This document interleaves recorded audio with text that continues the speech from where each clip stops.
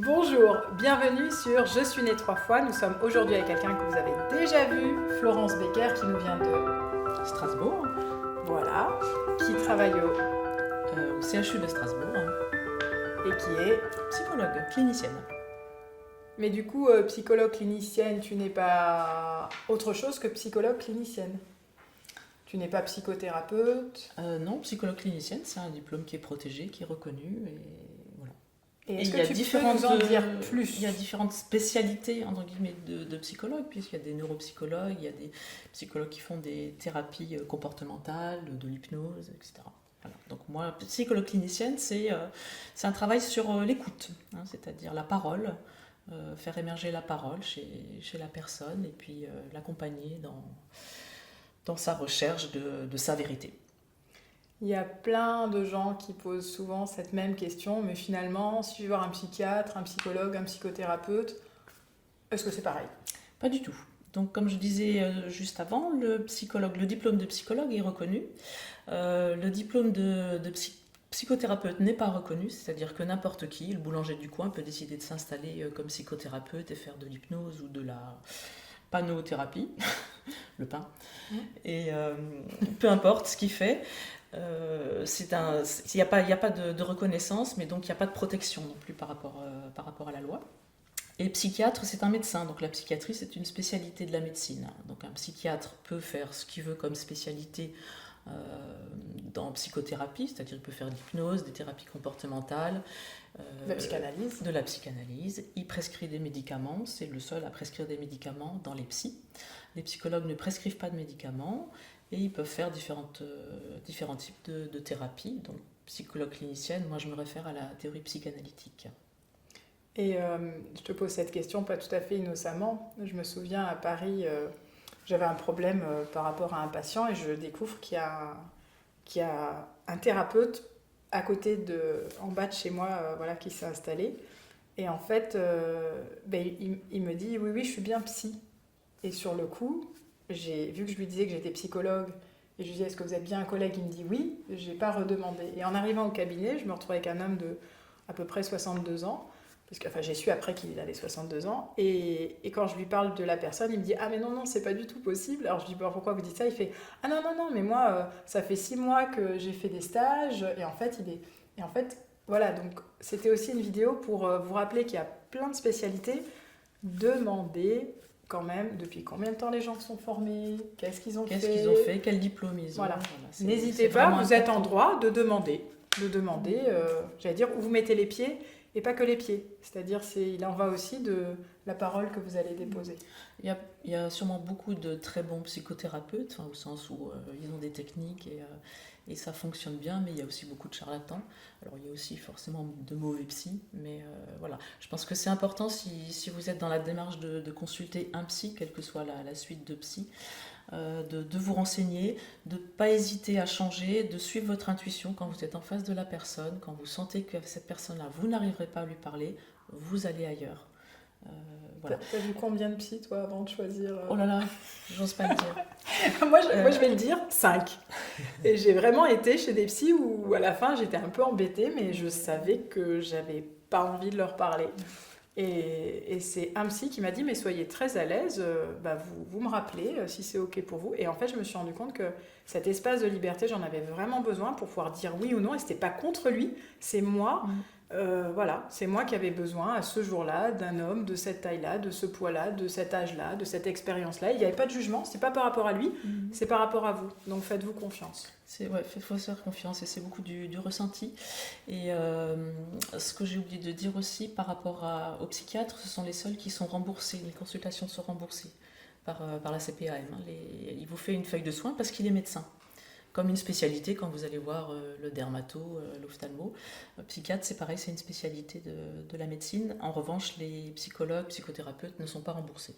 Mais il peut y avoir une prise en charge. Il peut y avoir une prise en charge par de la certaines mutuelles, voilà. d'une ou plusieurs séances, voilà.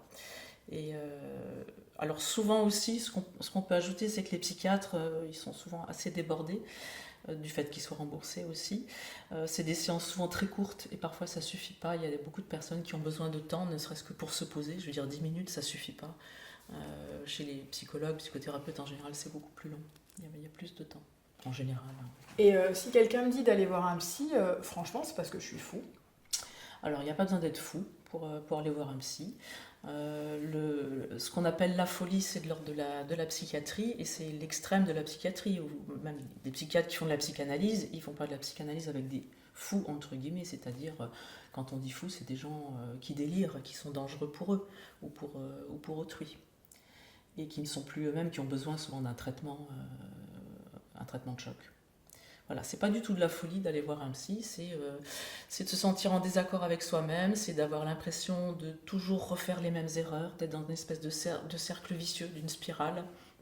Par exemple, dans la vie affective, je tombe toujours sur les mêmes types, ils me font tous ceci, ils me font tous cela, avec ma mère, etc. Enfin, les trucs où on tourne en boucle, se dire, bon voilà, l'idée c'est un petit peu de sortir de cette boucle ou de cette spirale, de mettre un pied de côté, un pied en dehors plutôt, hein, et d'apporter un regard différent sur ce qu'on vit, sur cette spirale.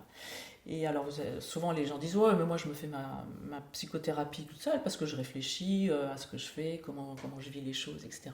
C'est pas pareil quand il y a un tiers, hein, qui va vous aider justement à sortir de cette spirale, à vous accompagner plutôt pour avoir cet autre regard, hein, sur les choses et sur la façon dont vous les vivez, enfin sur les événements que vous vivez.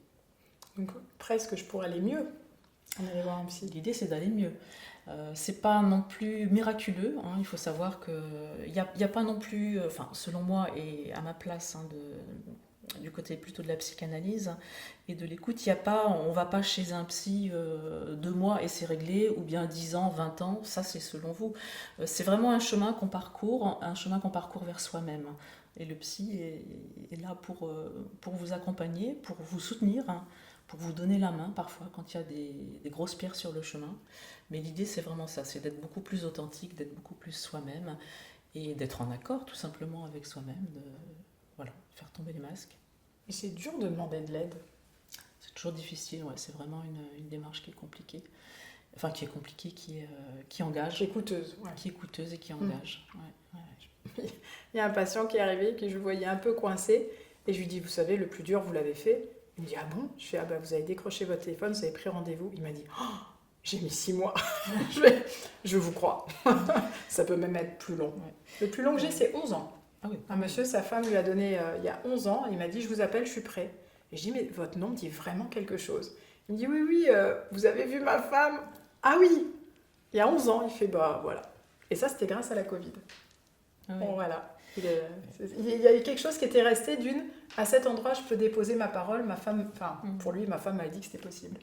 Il faut être prêt, c'est-à-dire que vous pouvez toujours dire à votre compagnon, une très bonne amie, écoute, il faudrait que tu ailles voir un psy parce que là j'ai l'impression que tu déprimes, que ça va pas, etc.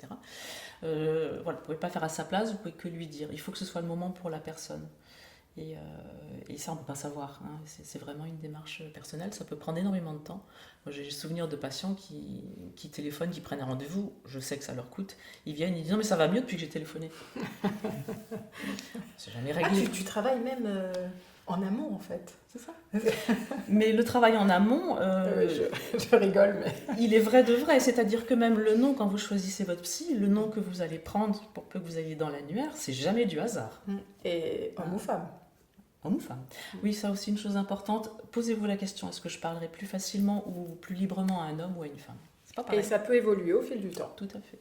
Et il peut y avoir un psy avec qui vous avez bien travaillé, c'est-à-dire l'impression d'avoir avancé sur quelque chose, puis à un moment vous bloquez. Donc soit vous vous dites c'est vos résistances à vous et vous essayez d'aller plus loin, soit vous dites cette personne avec elle je ne pourrais pas aller plus loin. Et vous changez. Voilà. Donc ça c'est libre à chacun de... Moi, j'entends beaucoup de liberté dans ce que tu dis. Chaque fois, c'est un mot qui revient régulièrement. Flexibilité, mais aussi accueil, de s'accueillir, de s'autoriser à ressentir. Oui, de s'autoriser à sentir, de s'autoriser à son intuition, à s'écouter. Mais c'est ça le chemin, c'est de se dire, bon voilà, maintenant je me mets un peu au centre de ma vie. Alors... D'aucuns vous diront ah mais c'est de l'égoïsme, vous êtes égoïste, etc. Oui, bah c'est un bon égoïsme. Il y a un bon égoïsme aussi. C'est un bon égoïsme. De s'occuper de soi, de se dire voilà, maintenant moi je vais pas bien. Déjà reconnaître que j'ai envie d'aller mieux. J'ai envie d'aller mieux. Il y a quelque chose qu'il faut que j'avance là où j'avance plus. Et pour ça, bah, il faut s'écouter. Je vous invite à vous écouter et peut-être à vous faire écouter. à voir, à cheminer ou pas. En tout cas, voilà, je trouvais ça important que vous ayez la conscience des différents corps de métier et peut-être un aiguillage, en tout cas une lumière aujourd'hui. Merci Florence pour la lumière. À bientôt sur Je suis née 3 fois pour de nouvelles aventures. Bonus, nous revenons avec Florence qui a un ajout à vous faire. Une petite précision pour vous dire que quand vous consultez un psychologue, qu'il soit clinicien ou avec une autre appellation, vous avez la certitude que c'est quelqu'un qui a fait des études universitaires, c'est-à-dire qu'il y a un master 2 de psychologie. Et ce diplôme est validé et donc il est reconnu. Tu voulais dire autre chose, quoi, non? Tu n'avais pas dit quelque chose? Non, je ne sais plus. 5 années. Ah oui, ça. Nous gardons, elle ne se souvenait plus de combien d'années elle avait fait à la faculté, sachant que chez Donc, Minimum, peut souvent, Master 2, c'est 5 années d'études universitaires.